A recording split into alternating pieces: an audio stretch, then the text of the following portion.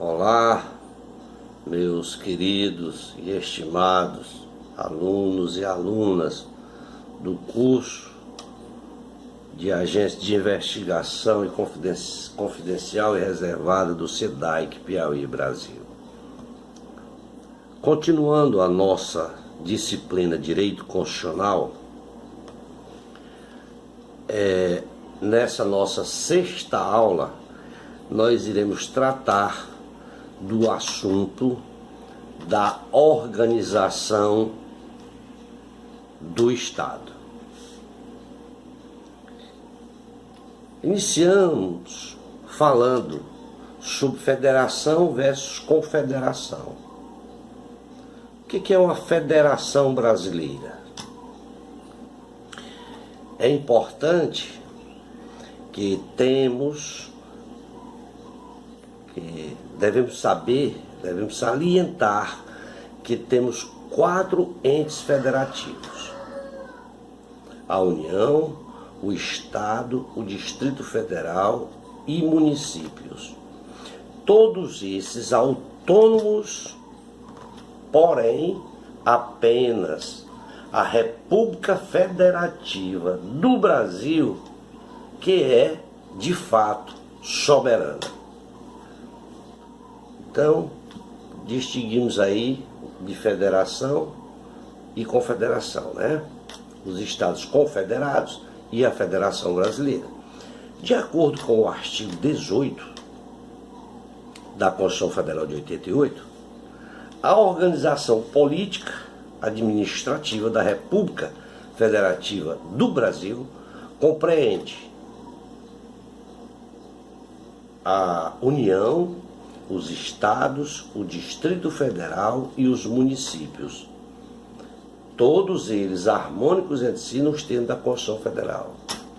E que Brasília é a capital federal, de acordo com o que preceitua no seu artigo 1º.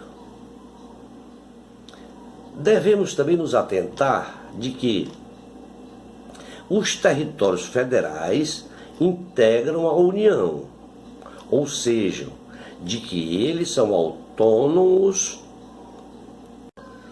e que obedecem estão ali precituados no artigo 18, parágrafo 2º, que diz que os territórios federais integram a União e sua criação, transformação em Estado ou reintegração ao Estado de origem serão reguladas em lei complementar.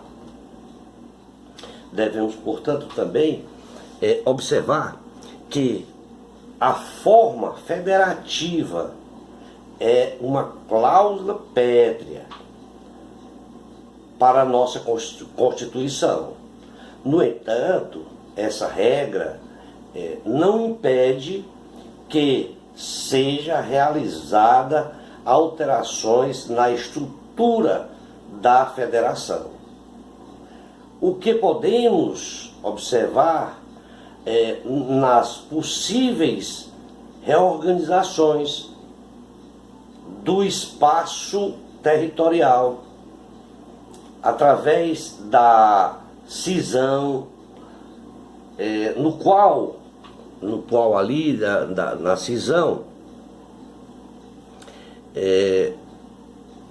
no qual ali o ente federado, ele se subdivide em 2 novos entes.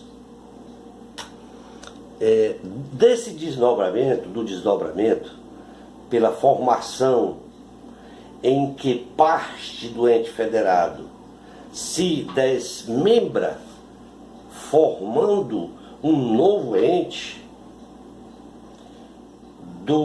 desse desmembramento pela anexação, em que a parte do ente, daquele ente, se desmembra do outro, porém ele se anexa a outro já existente. E isso é pelo desmembramento, ou seja, pela anexação. Quando se fala de fusão, em que parte do ente se desmembra, aliás, pela fusão é o seguinte, em que dois ou mais entes formam um ente novo, é uma fusão. E a incorporação? A incorporação é quando um ente incorpora outro ente e este deixa de existir. Essas são as três formas de desmembramento e de formação, certo? A formação dos estados se dá assim, ó. Vejamos. De acordo com o artigo 18, parágrafo 3º da Constituição, os estados podem incorporar-se entre si e subdividir-se ou desmembrar-se para se anexarem a outros ou formarem novos estados ou territórios federais, mediante a aprovação da população diretamente interessada, através de plebiscito e do Congresso Nacional por lei complementar. Para que seja possível esta formação, é necessário respeitar alguns requisitos, quais sejam o plebiscito, que é a consulta prévia para a população diretamente interessada, a oitiva das Assembleias Legislativas, que está previsto no artigo 47, inciso 6º da Constituição Federal, a edição de lei complementar federal aprovada pelo Congresso Nacional, ou seja, aprovada pelas duas casas legislativas. Já na formação dos municípios, se fala que esta disciplina ela tá exposta, está preceituada no artigo 18, parágrafo 4º da Constituição Federal, que diz: a criação, a incorporação, a fusão e o desmembramento de municípios far-se-ão por lei estadual, dentro de um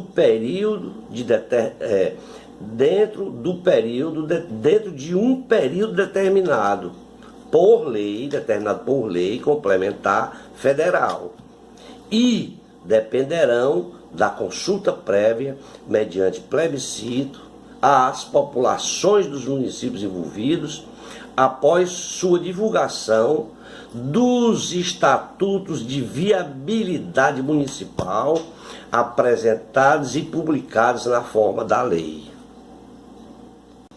Assim, como para a formação dos estados e a formação dos municípios, também se deve respeitar alguns requisitos para a formação dos estados como do município.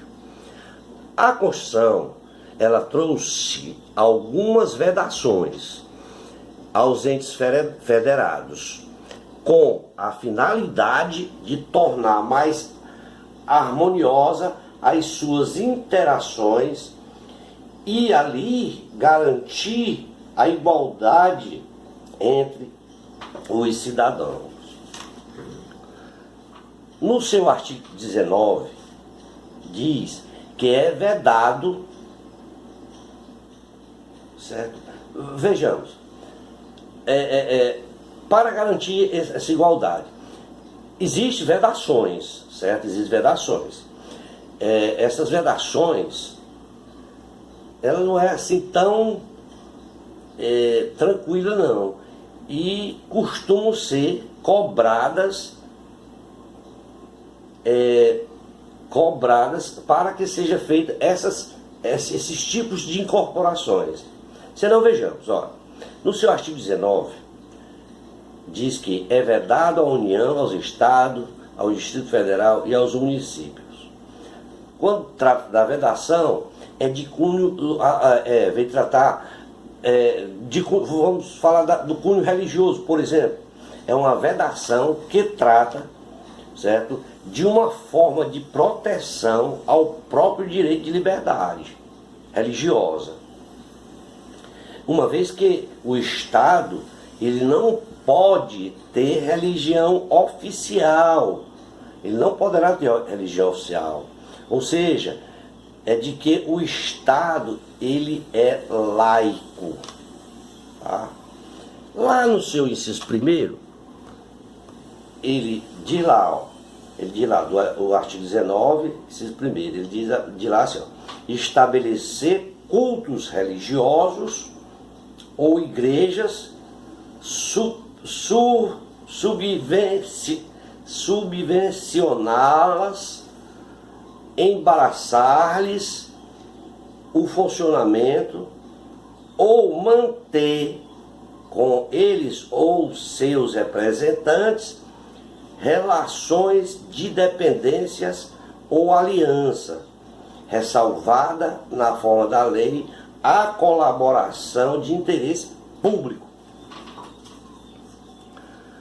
Também vem a tratar da recusa de fé documental, que significa dizer a fé pública, fé de documentos públicos. Assim, um ente público, um ente federativo, não pode recusar um documento legítimo de outro ente, certo? Está lá no inciso 2 do artigo 19. Recusar fé aos documentos públicos. Quando também ele vem a tratar de vedações distintas entre brasileiros. Que vem a tratar do princípio da isonomia federativa.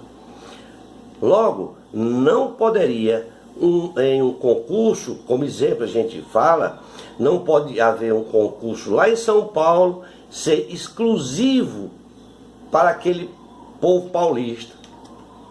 Como exemplo, nós citamos que tem que haver essa distinção, essa vedação de distinção entre os brasileiros. Não tem que haver distinção.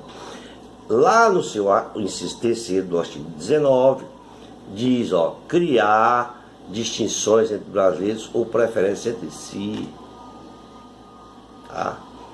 É vedado criar distinções entre brasileiros ou preferências entre si. Quando se trata dos bens públicos, nós dissemos que os bens públicos estão ali dispostos, disciplinados, principalmente no artigo 20, que vem tratar dos bens da União, e artigo 26, que trata dos bens do Estado, dos Estados. Bom,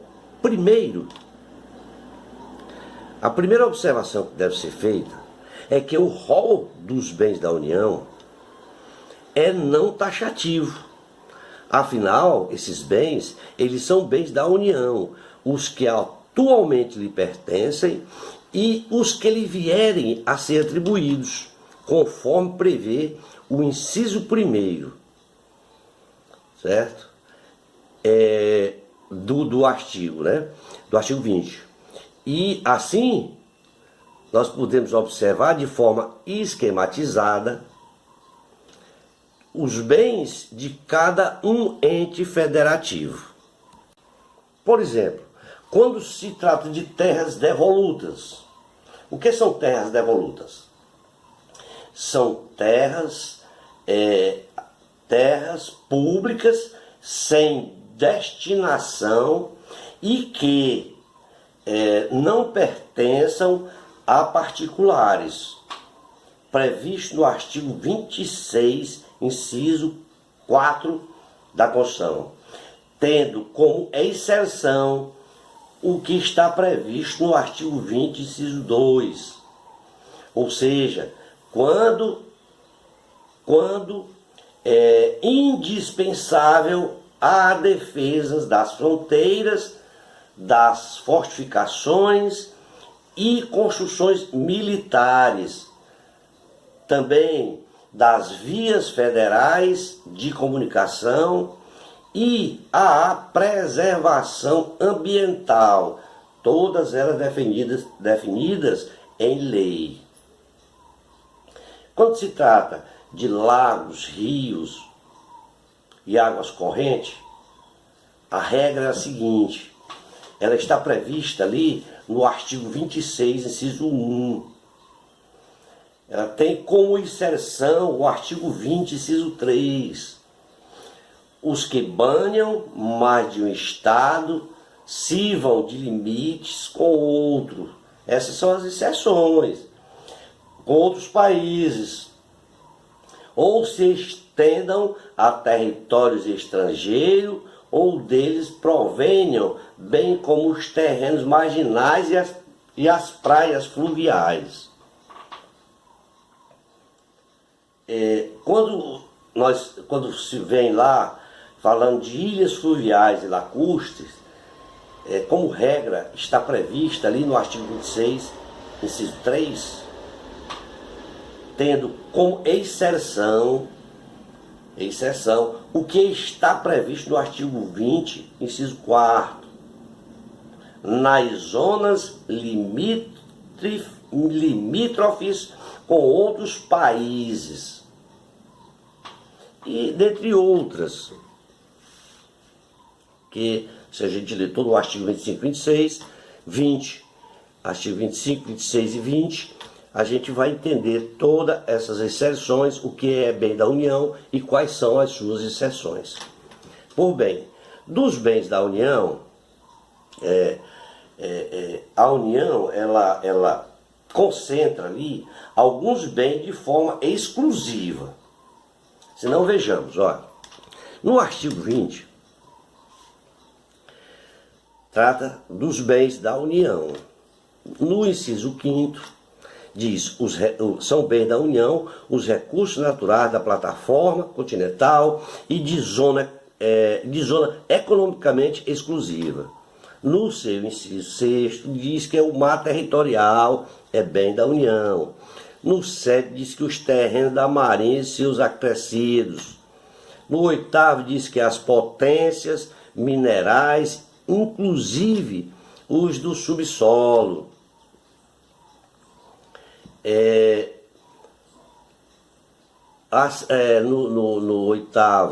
No 8º, diz